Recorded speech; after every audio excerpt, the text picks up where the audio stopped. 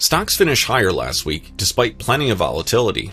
The VIX, often called the fear gauge, spiked higher back on June 5th as the S&P 500 broke its consecutive weekly winning streak.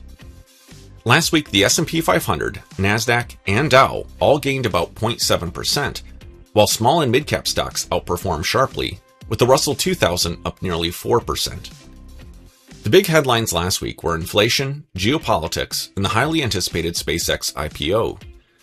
Inflation reports were mixed. The consumer price index came in at expectations, but it was the producer price index, a leading indicator of potential inflation for consumers, which came in higher than expectations, with a monthly increase of 1.1%.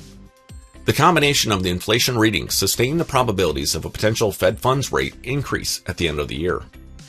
Friday's SpaceX debut was the headline event last week. Initial shares were priced at $135, opened at $150, and closed nearly 20% above the IPO price.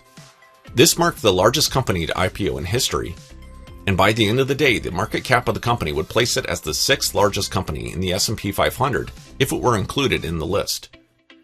Finally, early week tensions involving the US and Iran pushed oil prices higher, but optimism about a potential agreement later in the week sent crude down roughly 7%. More positive news came out over the weekend as reports of a deal that included the reopening of the Strait of Hormuz were announced Sunday.